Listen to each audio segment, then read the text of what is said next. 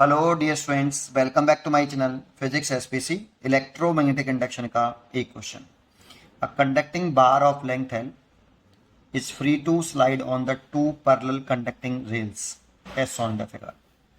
The two resistors R1 R2 are connected across the edge of the rails. There is a uniform magnetic field.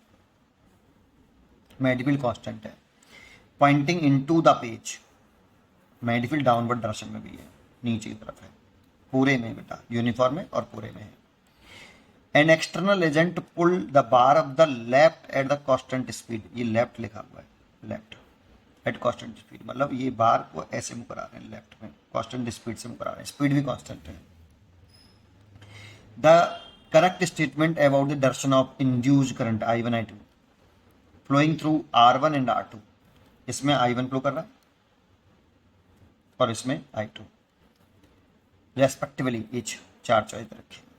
तो समझते हैं इसे दो तरीके से कर सकते हैं। पहला समझते हैं सिंपल तरीके से। ये तो मैग्नेटिक फील्ड डाउनवर्ड डायरेक्शन में और यूनिफॉर्म है, ऐसे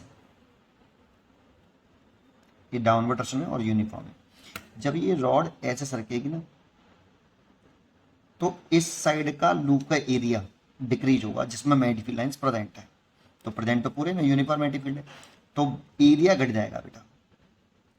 देखो जो फ्लक्स होता है फाई बराबर बी ए कॉस थीटा, तो बी तो कांस्टेंट है, यहाँ बी यूनिफॉर्म है तो मैग्नेटिक फील्ड तो कांस्टेंट है सर।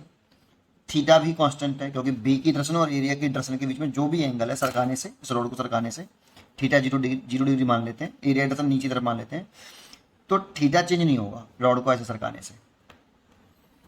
केवल area in the loop where B is present, तो इसमें जब रॉड को इधर सरकाएंगे तो इस लूप का वह एरिया घट रहा है जिसमें मैग्नेटिक फील्ड प्रेजेंट है। तो एरिया घट रहा है तो फ्लक्स घट रहा है, और फ्लक्स घट रहा है तो इसमें इंड्यूज करंट और इंड्यूज ईएमएफ डेवलप होगा।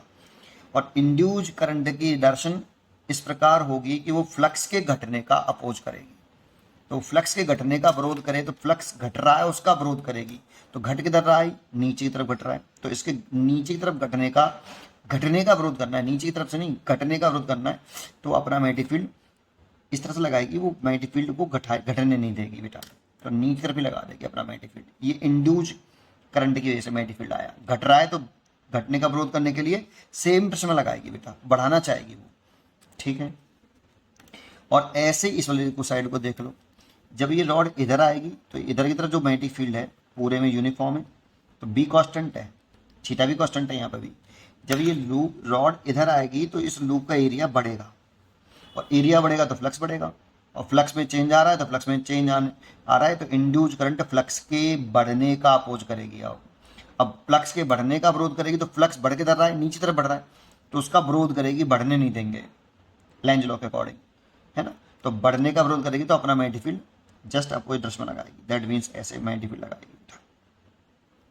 ये इंड्यूस करंट का मैग्नेटिक फील्ड। अब चेक कर लो किससे, राइट हैंड से चेक कर लो। इसमें अंदर की तरफ थंब अंदर की तरफ जाएगा, और कैसे घूम रही है हमारी फिंगर, देखो ऐसे घूम रही है ना, ऐसे कर लो, देखो ऐसे थंब नीचे तरफ चला गया मैग्नेटिक फील्ड डायरेक्शन में, और फिंगर ऐसे घूम रही है, जो फिंगर घूमने की डायरेक्शन है वो करंट की डायरेक्शन है, दैट मीन्स इसमें करंट ऐसे फ्लो कर रहा है बेटा I1। दैट मीन्स ये कैसा है, देखो क्लॉकवाइज है, एंटी क्लॉकवाइज तो क्लॉकवाइज, तो I1 तो क्लॉकवाइज होगा, ठीक है। और I2 को देखो, इसमें मैग्नेटिक फील्ड की डायरेक्शन ऊपर है, और फिंगर घुमाओ, थंब कर लो मैग्नेटिक फील्ड की डायरेक्शन में राइट हैंड की, और फिंगर को रोटेट करो, कल करो, तो ऐसे घूम रही है मैग्नेटिक फील्ड, जिधर आपकी फिंगर घूम रही है वही करंट की डायरेक्शन है, तो करंट की डायरेक्शन कुछ इस तरह से है, ठीक है, ऐसे देखो, ठीक है। तो इस वाली कंडीशन में करंट की डायरेक्शन कुछ इस तरह से है I2, और इसमें करंट डायरेक्शन कुछ इस तरह से है I1। तो ये तो हो गई क्लॉक और ये हो गई एंटी क्लॉक, तो I2 एंटी क्लॉकवाइज हो गया, एंटी क्लॉकवाइज, तो इसीलिए चॉइस हो गई डी। एक तरीका तो ये है करने का, इसको आप लेंज लॉ से निकाल सकते हो इंड्यूस करंट डायरेक्शन। दूसरा तरीका है इसमें कि आप मोशनल ईएमएफ से भी निकाल सकते हो इसमें, मोशनल ईएमएफ की डायरेक्शन निकाल लो बेटा। मोशनल ईएमएफ होता है E is equal to V cross B dot L vector. वैसे यहाँ ये तीनों म्यूचुअली परपेंडिकुलर हैं, रॉड ये इसकी लेंथ L, वेलोसिटी और मैग्नेटिक फील्ड, तीनों जब म्यूचुअली परपेंडिकुलर हो तो इंड्यूस्ड ईएमएफ रॉड के एंड के क्रॉस जो होता है वो VBL होता है। ठीक है, अब रॉड के एंड के क्रॉस, इस रॉड के एंड के क्रॉस इंड्यूस्ड डेवलप हो गया, लेकिन कौन सा हायर पोटेंशियल है और कौन सा लोअर पोटेंशियल है उसके लिए हमें V क्रॉस B की डायरेक्शन निकालनी पड़ेगी। क्यों? क्योंकि V क्रॉस B जो मैग्नेटिक फोर्स होता है Q, ये होता है बेटा चार्ज पार्टिकल पर। इस कंडक्टिंग वायर के अंदर जो इलेक्ट्रॉन होंगे उस पर फोर्स ये होगा। अगर चार्ज पार्टिकल नेगेटिव है तो V क्रॉस B की डायरेक्शन और FM की डायरेक्शन अपोजिट होंगी, और चार्ज पार्टिकल पॉजिटिव है तो V क्रॉस B की और FM की डायरेक्शन सेम होंगी। तो V क्रॉस B की डायरेक्शन निकालते हैं, राइट हैंड से कर लें। वेलोसिटी वेक्टर की डायरेक्शन में फिंगर, और मैग्नेटिक फील्ड की डायरेक्शन में अपनी फिंगर को घुमाना है, तो मैग्नेटिक फील्ड नीचे तरफ है, राइट हैंड की फिंगर को वेलोसिटी वेक्टर की डायरेक्शन में रख के छोटे एंगल से, स्मॉल एंगल से मैग्नेटिक फील्ड की तरफ घुमा दो, तो थंब इधर आ रहा है, तो V क्रॉस B की डायरेक्शन कुछ इधर इधर की तरफ आ रही है, ऐसे V cross B। That means ये एंड जो है, जिधर V क्रॉस B आएगा उधर पॉजिटिव एंड होगा और इधर नेगेटिव, क्योंकि नेगेटिव चार्ज पार्टिकल जो फोर्स लगेगा वो V क्रॉस B के अपोजिट डायरेक्शन लगेगा, इसलिए नेगेटिव ये पॉजिटिव। अब करंट किधर फ्लो करती है? High potential to low potential, तो ऐसे में सोच लेना करंट ऐसे फ्लो करेगी।